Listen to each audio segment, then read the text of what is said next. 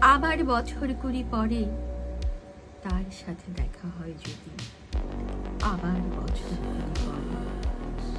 হয়তো ধানের ছড়ার পাশে কার্তিকের মাসে,